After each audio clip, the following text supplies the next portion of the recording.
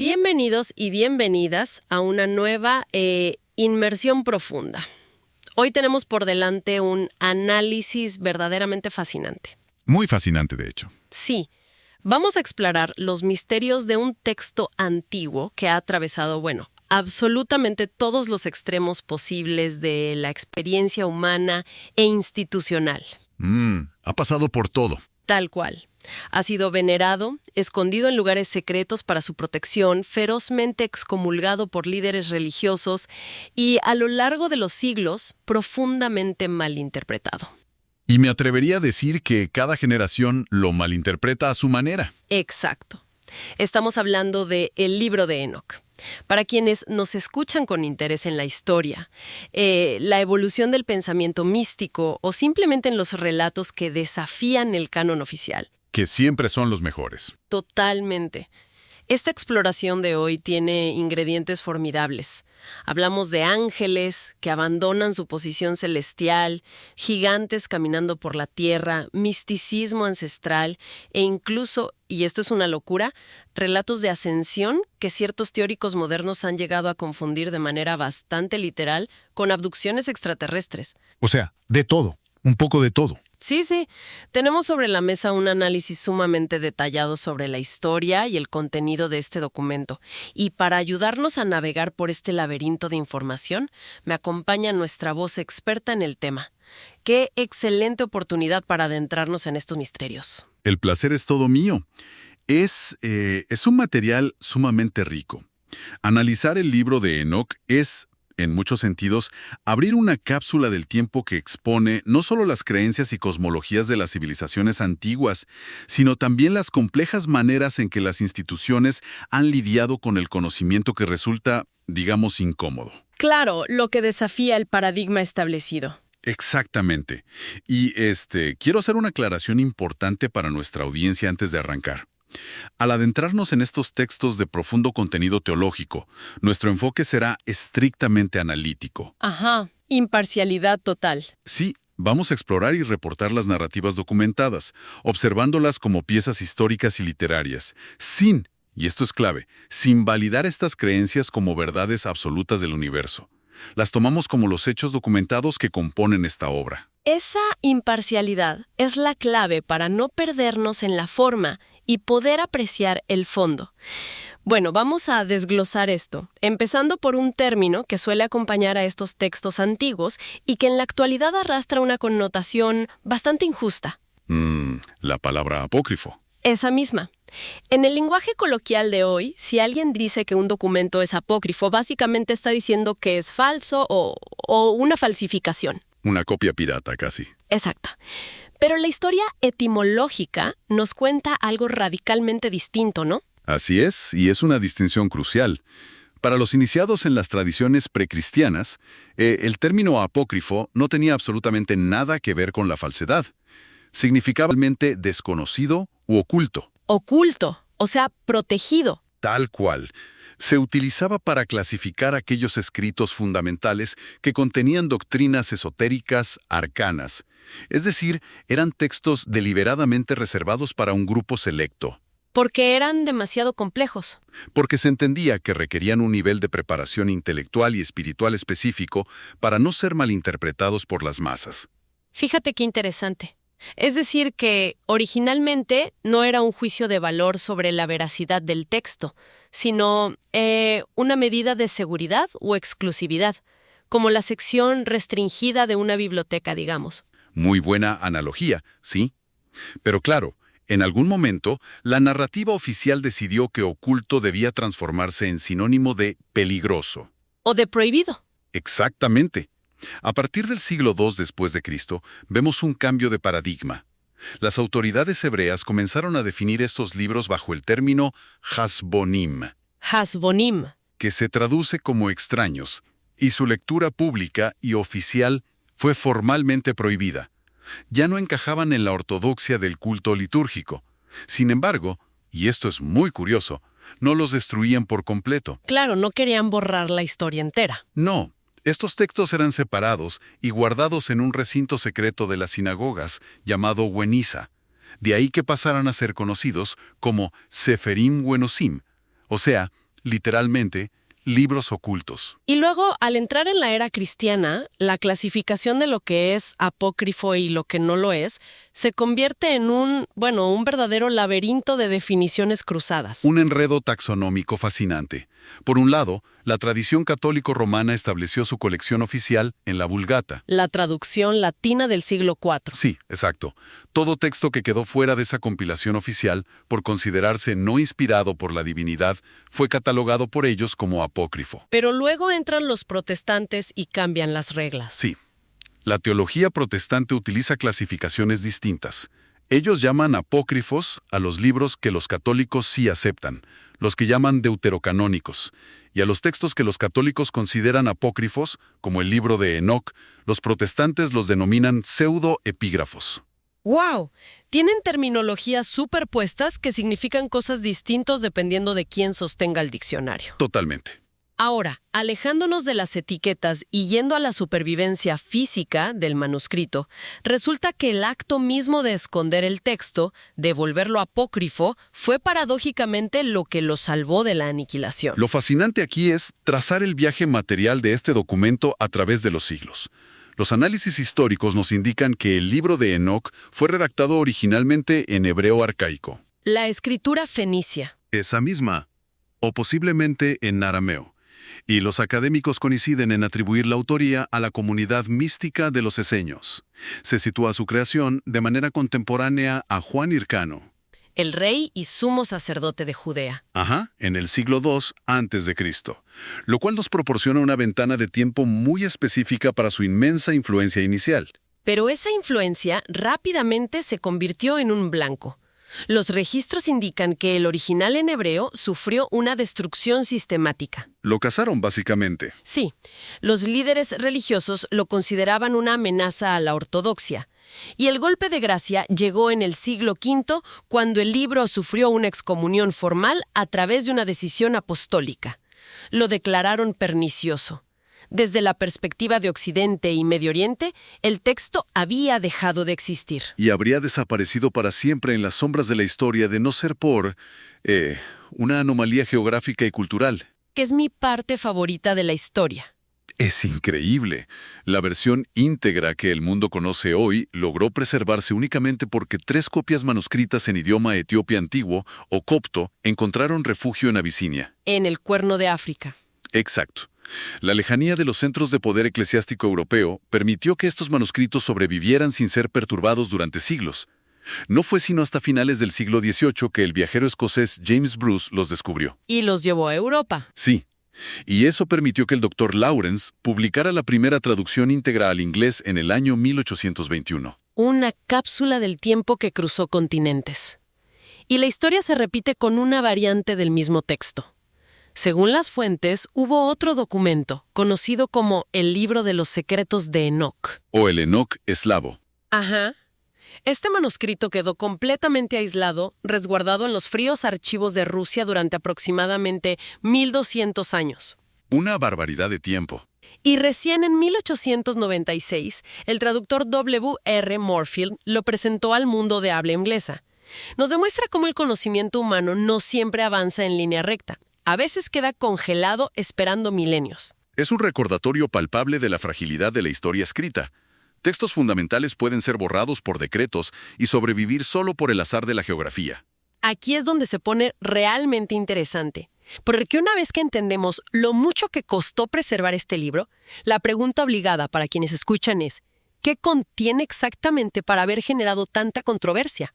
Y la respuesta es una mitología apabullante. Sí. El núcleo narrativo es una elaboración colosal sobre los vigilantes, estos ángeles que descendieron a la tierra. Exactamente. Para comprender la magnitud de esto, debemos entender que el libro de Enoc funciona como una exégesis. Una interpretación profunda. Claro, una expansión detallada del misterioso capítulo 6 del Génesis. En la Biblia canónica, ese pasaje apenas ocupa un par de líneas, donde se menciona de pasada que los hijos de Dios vieron que las hijas de los hombres eran hermosas y tomaron esposas entre ellas. Que es un pasaje súper críptico. Deja más preguntas que respuestas. Enoc toma ese fragmento minúsculo y construye una epopeya cósmica. Y no escatima en detalles. La narrativa cuenta cómo estos ángeles, liderados por Sem-Yasa y Azazel, descienden sobre el monte Hermón, hacen un pacto vinculante y comienzan a enseñar a la humanidad conocimientos prohibidos. Metalurgia, astrología. Sí, el uso de cosméticos, raíces mágicas y de la unión física entre estos seres celestiales y las mujeres humanas nace una raza de seres híbridos. Los Nephilim, los famosos gigantes. Seres que consumen los recursos de la Tierra y traen un caos tal que justifica el diluvio universal. Es una transgresión total del orden natural. Y esa mezcla de lo divino con lo mundano causó una profunda incomodidad en los teólogos posteriores. Se genera una contradicción histórica monumental. Pensemos en San Agustín, uno de los pilares de la Iglesia. En su obra, La ciudad de Dios, ¿verdad? Así es. Él rechaza formalmente el libro de Enoc. Pero su argumento principal no era necesariamente el contenido fantástico, sino la falta de trazabilidad institucional. Afirmaba que, dado que tenía un origen oscuro y no derivaba de una sucesión sacerdotal verificable, debía ser omitido del canon oficial. Sin embargo, y esta es la gran ironía que mencionan las fuentes, San Agustín no tenía ningún problema en aceptar la existencia de los gigantes. Ese es el detalle clave. A pesar de rechazar el texto que mejor los describía, él argumentaba que los gigantes antes del diluvio sí existieron y eran ciudadanos de la sociedad terrestre. Su racionalización fue decir que no eran hijos de ángeles caídos, sino descendientes de la línea humana de Set que habían abandonado la virtud. Es un intento claro de domesticar un mito incómodo para que encaje en un dogma estructurado. Pero la influencia de Enoc era tan masiva que las prohibiciones oficiales no lograban erradicarla. De hecho, varios de los principales apóstoles validaban y utilizaban las enseñanzas de Enoc. Sí, resuena en las epístolas de Pedro y de Pablo. Y aún más revelador, en la epístola canónica de San Judas se cita a Enoc de manera directa y explícita para fundamentar argumentos teológicos. Además, figura como escritura de gran autoridad en la epístola de Bernabé. Básicamente, la ortodoxia expulsó al libro por la puerta principal, pero su esencia teológica siguió filtrándose por las ventanas de las escrituras aprobadas, lo que nos lleva a un debate crucial sobre cómo se deben leer estos textos antiguos. Existe un choque fundamental entre lo que los místicos llaman la letra muerta y la verdad oculta. Este es el corazón del análisis esotérico.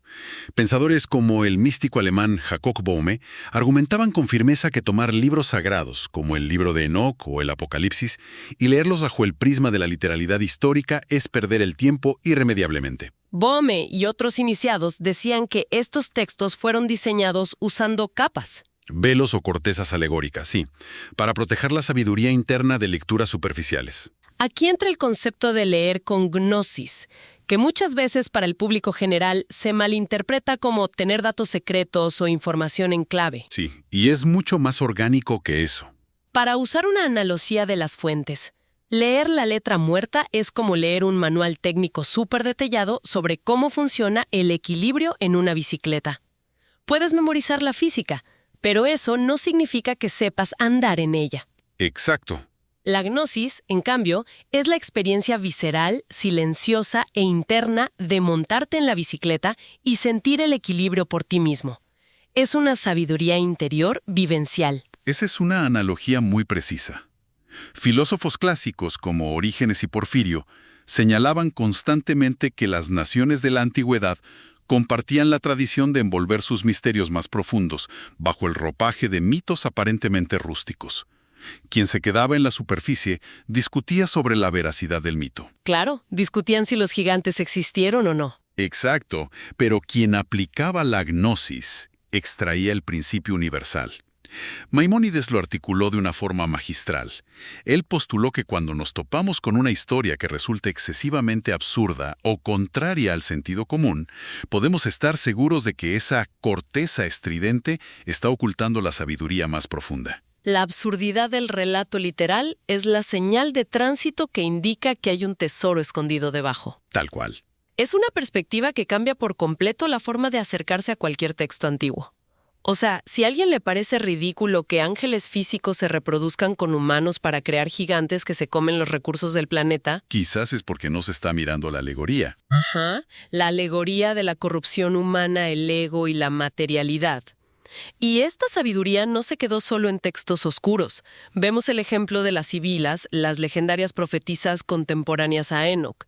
Sus imágenes terminaron siendo pintadas nada menos que por Miguel Ángel en la bóveda de la Capilla Sixtina y por Rafael. Y eso no es casualidad. Representa el reconocimiento tácito de una corriente de conocimiento mucho más antigua que el cristianismo mismo. El análisis nos aporta un detalle lingüístico brillante sobre el nombre del primer hombre, Adán. Cuéntanos de eso. Si revisamos los oráculos sibilinos en griego, nos revelan que la palabra Adam es en realidad un acrónimo formado por las letras iniciales de los nombres griegos que designan las 4 direcciones del espacio. Anatolé, para el este, Disis, para el oeste, Arctos, para el norte y Mesembría, para el sur. Y esto no es solo trivia. Nos revela algo inmenso sobre el sincretismo de la antigüedad. Nos demuestra que no concebían a Adán exclusivamente como un individuo biológico caminando por un jardín literal. No, era un símbolo macrocósmico. Representa la humanidad entera en su dispersión y totalidad. Entrelazaban conceptos griegos con teología hebrea. Si conectamos esto con el panorama general, empezamos a notar un patrón transcultural fascinante. La figura de Enoc no está aislada. En el misticismo islámico se le identifica con Seydina Idris. En Egipto con Hermes Thoth. Así es. En Grecia hay ecos de su figura en Cadmio. De hecho, los textos esotéricos a menudo hacen referencia a 3 Hermes. Incluso hay registros que señalan el vínculo lingüístico entre la palabra árabe para pirámide, haram, y el nombre de Hermes.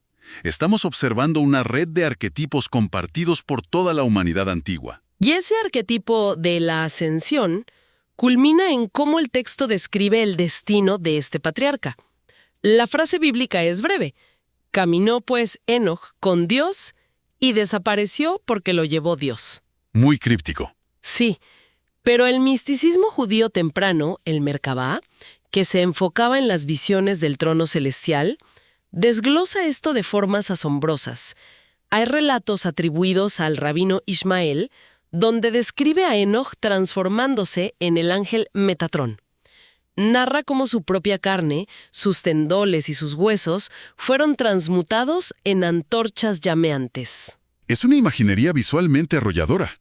Y es precisamente aquí donde aplicar la distinción entre letra muerta y gnosis es vital. Este arrebatamiento no debe leerse como un viaje geográfico hacia el firmamento físico. ¿Ni una combustión literal? No. Es la alegoría de una metástasis espiritual radical.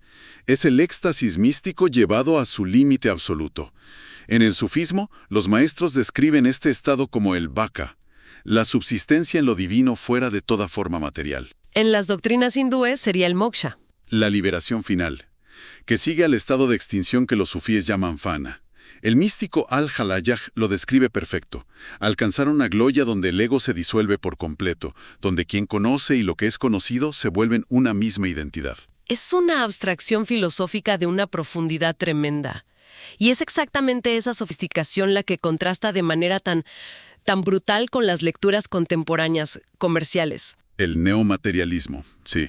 Vemos corrientes enteras de ufología y teóricos de antiguos astronautas que toman estas descripciones de carruajes de fuego y las interpretan con una literalidad de ciencia ficción. Afirman que experimentó abducciones extraterrestres. Sí, que los querubines eran platillos voladores o que los ángeles caídos eran cosmonautas instruyendo a los humanos como asesores de la NASA. Y el análisis que revisamos es implacable con esta tendencia.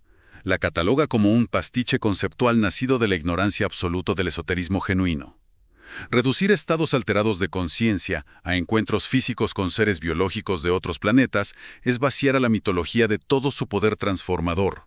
Se pierde todo el significado interno. Para ilustrarlo, las fuentes mencionan el tarot concebido por Paul Foster Case, específicamente el arcano número 0, el loco. En la tradición cabalística, esta carta representa el ascenso por el sendero número 11. El salto ciego hacia lo desconocido. Exacto. La renuncia a la lógica material para alcanzar la visión directa del absoluto. Reducir ese profundo viaje interior a un reporte de avistamientos ovnis es una regresión intelectual. Es cambiar una psicología mística avanzada por un cuento materialista muy simplista.